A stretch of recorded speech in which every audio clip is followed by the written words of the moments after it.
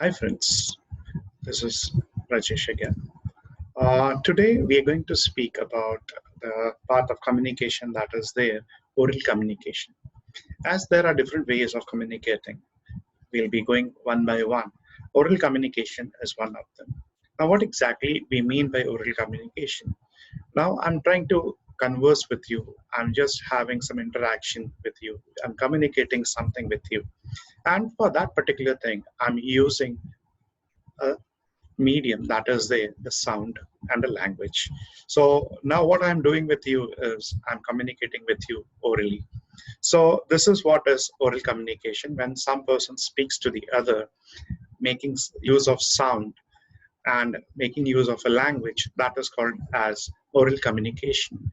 Now let us understand what exactly then communication becomes. What are the prerequisites of oral communications, and what are the characteristics that are required for that communication to happen one by one. So, my dear friends, now when I'm conversing with you, I'm using some words, and these words are in the form of some language. Now, as we saw in the previous lecture of ours, that what is a complete process of communication? In that way, we saw a person is sender, the other person is a receiver, and on, pass on that message, we require something that is called as medium. That medium is a language. Now, what I'm using a medium to converse with you is the language is English, right? So whatever I'm trying to say, you're getting it, and then after that you're analyzing and the message is passed, you decode that thing, you understand that thing, then the purpose of communication is solved, right?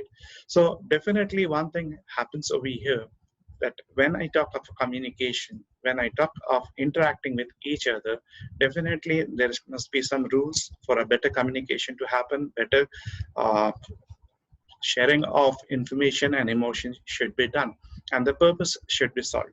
So let us understand one by one what are the characteristics of getting into communication, right? So let's see what are the characteristics required for a very good communication to take place.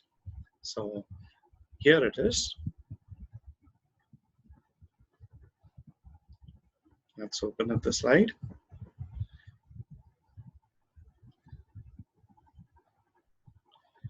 So the characteristics of oral communication over here are clarity. Now, when I'm talking to you, every word should go very clear to the listener. So the voice of the speaker should be very clear. I should not murmur the things in my mouth itself. The words should come clearly. The tone should be very clear. The pitch should be very good and pleasant so that it is audible in a best format or best way, and people love to listen to you. If I'm just shouting at voices, the thing is the voice and the things won't go. Now see, let me give you some example. Now, the voice quality of the speaker should be clear, tone should be very, and pitch should be pleasant. If I'm going this way, definitely you may not be able to listen to the things clearly. But if I say clarity, the voice of the speaker should be clear, tone should be vary, and pitch should be pleasant. Now, what I did was I did the things up and down while reading the sentence. I cannot go monotonous. Clarity, the voice of the speaker should be clear, tone should vary, and pitch should be pleasant. This doesn't suit, right? It doesn't feel good to your ears. And if the whole lecture goes this way, then the things are, it becomes too boring. So that is what we need to understand when we are talking about the clarity, tone, and pitches that are there. So the first point, clarity. Second point is informal, personal, and conversational. There should be a rapport between the speaker and the audience. Now, what do you mean by informal communication, personal and conversational things? Now, when I talk to you, I'm putting this thing on record, right? And some information is going to you. So the thing is, the conversation is official conversation. I'm putting it on records. You are listening to that, and I have to take the authority. Then informal communications are the communications which take between the friends. The selection of the words will decide the relationship, the depth, and the trust, the way you speak to each other. Then personal and conversational things. So you build a good rapport with the audience when you speak. You make use of good words. you are pleasant enough, and you're very clear at what you say. So definitely what's going to happen? People are going to respect you. You get to get your own image clarified, and people will follow you, right? So you need to decide if you want to become a good orator. Your things or your process of speaking has to be refined. Your words have to be refined. The framing of sentences that comes should be clear enough. Okay.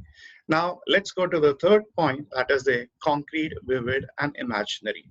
A speech should help build a picture that is easy to visualize and easy to comprehend.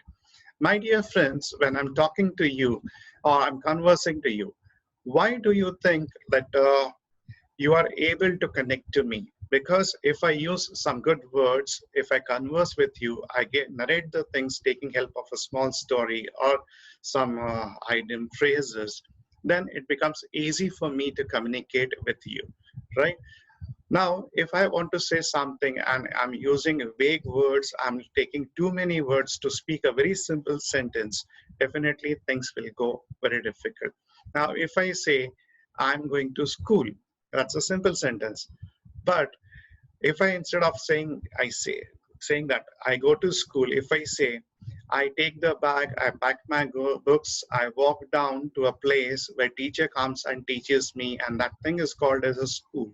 So definitely the thing is very, very difficult and a long way to discuss and explain the thing. So better way is select some good concrete words and short words which can explain the thing very properly instead of taking very big lines.